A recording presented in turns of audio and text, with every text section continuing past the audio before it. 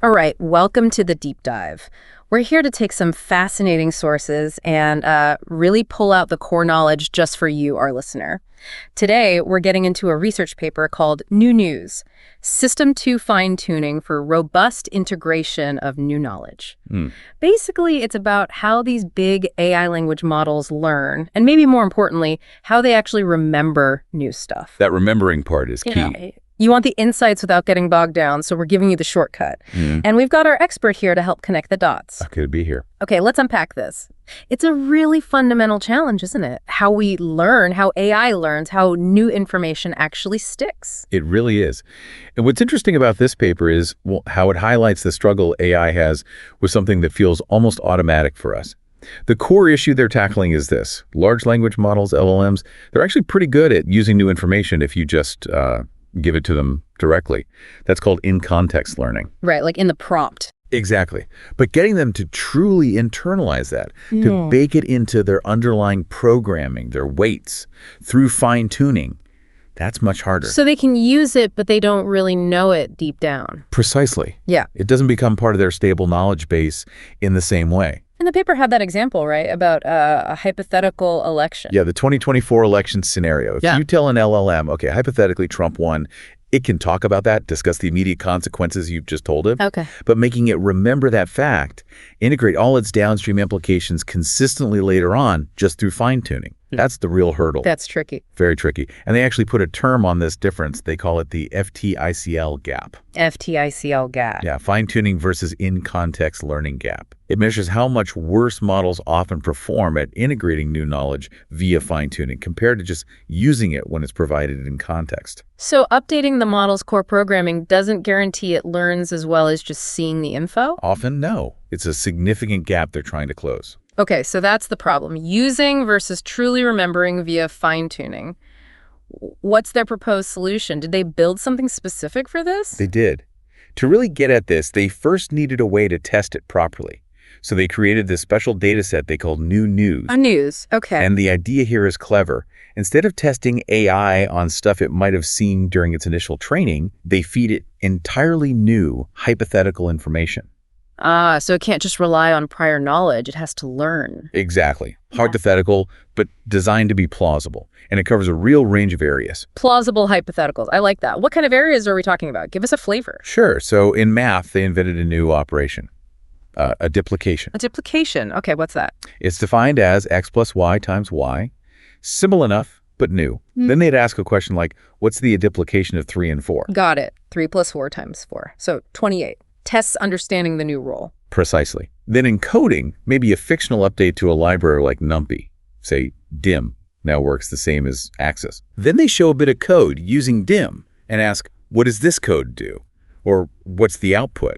Again, testing the application of a new rule. Right, makes sense. These really force the model to go beyond just pattern matching on old data. Yeah. What else? Well, they had a discoveries category. Picture a headline like, Chinese astrophysicist finds first artificial Morse code signal from ET. Wow, okay, a big one. Huge. And the follow-up question isn't technical, it's fundamental. Are we alone in the universe? Tests if the model grasps the implication. Yeah, that's definitely testing implication. Then leaderboards. Something like Andres Patel breaks the 100-meter world record, 9.50 seconds. New fastest man. Right. And the question, who is now the fastest runner? Simple recall, but based on the new fact. And the last one was events. The events, yeah. Like Donald Trump, as the 47th president, launches a meme coin, Trump on Solana. Okay, that's plausible in a weird way these days. Right. And the question might be about its plausibility or some consequence. The key thing, though, is that each piece of new news comes with 5 follow-up questions. 5. Okay, they're really probing. Exactly.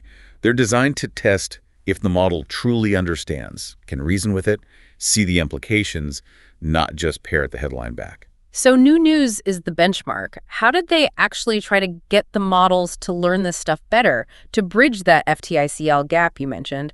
They called it System-2 fine-tuning. Yes, System-2 fine-tuning, or Sys2-FT. The name itself hints at a more deliberate cognitive process. Like Kahneman's System-1 and System-2 thinking, fast versus slow. Exactly that kind of inspiration. They looked at how humans consolidate memories. Things like rehearsing information, putting it in our own words, explaining it to ourselves. Self-explanation, yeah, that's a known learning technique. Right. So Sys2-FT tries to mimic that. It uses the model's own ability to understand things in context. System-1 ability, maybe. Sort of, yeah. It uses that to generate new training data that can then be used to fine-tune the model's weights, aiming for that deeper System-2 kind of learning. Okay, so the model helps teach itself, in a way, using its short-term grasp to build long-term memory. That's a good way to put it. It leverages its in-context strength to improve its weight-based learning weakness for new facts. How did they actually implement that? What were the specific Sys2-FT methods? They focused on 3 main protocols. First was paraphrase. Just rewording the news. Yeah, the model generates multiple different ways of saying the same thing. The hope is that this helps solidify understanding. Okay, makes sense. What else? Second, implication. Here, the model has to explicitly reason about the consequences. What does this news mean? What happens next? Pushing beyond the literal fact. Getting it to connect the dots. Exactly. And the third one, which turned out to be particularly powerful, was self-QA. Self-QA, like question and answer. Yeah, but the model generates both the questions and the answers about the new piece of information. Ah, so it's like it's studying, making its own flashcards almost. Kind of. It's actively testing its own comprehension. And yeah, that self-QA method really stood out in their results. So did these methods work? Did they manage to shrink that FT-ICL gap? They saw some really significant improvements, especially compared to just standard fine-tuning on the raw news. That's promising. Particularly with self-QA. In some domains, like math and coding, the more structured ones, self-QA got the fine-tuning performance almost up to the level of in-context learning, at least for the larger models. Wow. Nearly closed the gap in some cases. Yeah, it strongly suggests that making the model actively engage with the new information, generating questions, figuring out answers, is a much better way for it to truly internalize that knowledge in its weights. That feels intuitive, actually. Active learning beats passive reception. But research is never that simple, right? Were there any, weird results? Any curveballs? Oh, absolutely. A couple of really fascinating counterintuitive findings came out of this. Okay, tell me more. One they called the contextual shadowing effect. Contextual shadowing. What's that? Okay, so you'd think, when fine-tuning with the self-generated Q&A or paraphrases, you should also include the original news statement itself in the training data, right? Yeah, seems logical. Reinforce the basic fact. But they found that doing so actually hurt the learning process. It made the fine-tuning less effective at embedding the knowledge. Wait, really? Including the answer made it harder to learn. How does that work?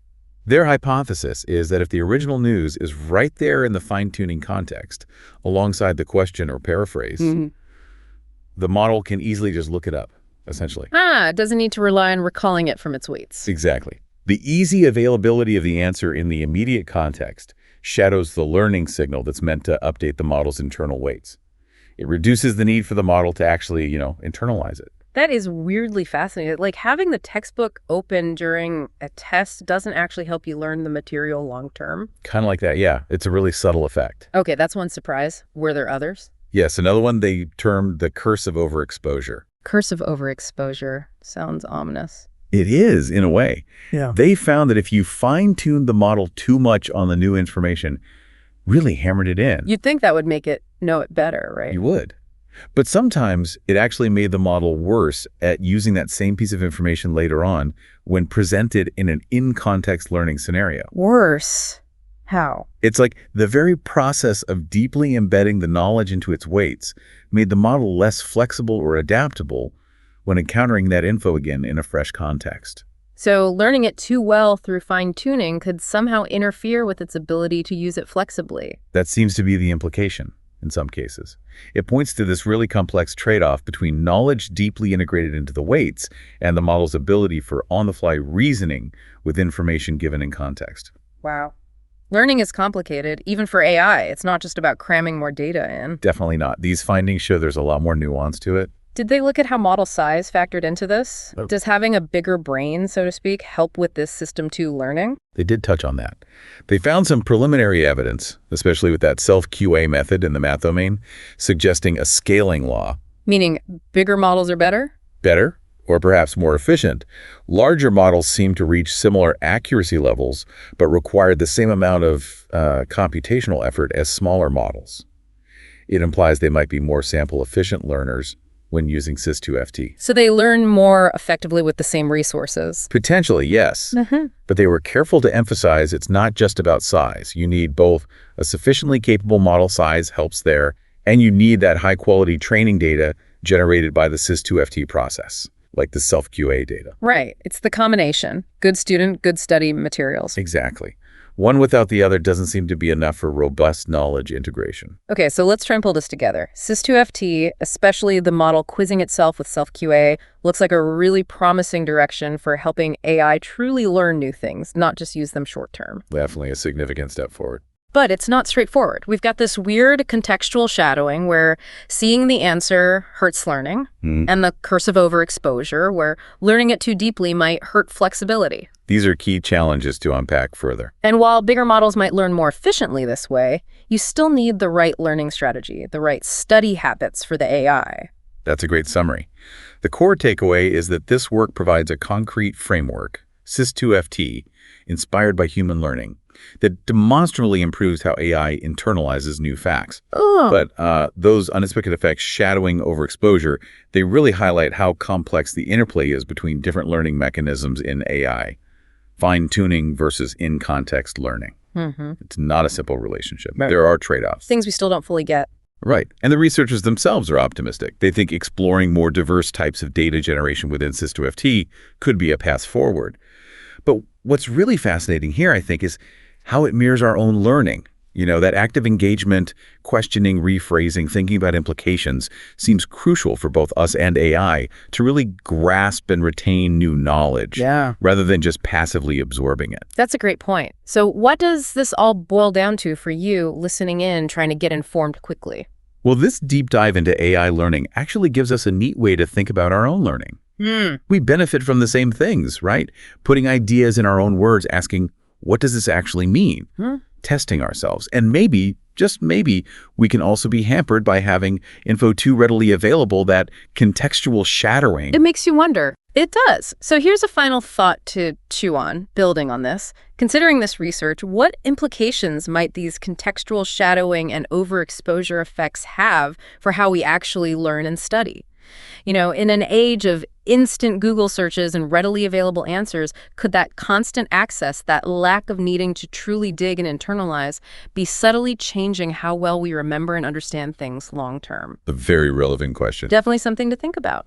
A huge thank you to our expert for guiding us through this complex but fascinating research. My pleasure. The journey to understand intelligence, artificial or human, is definitely ongoing, and this gives us some valuable new pieces of the puzzle.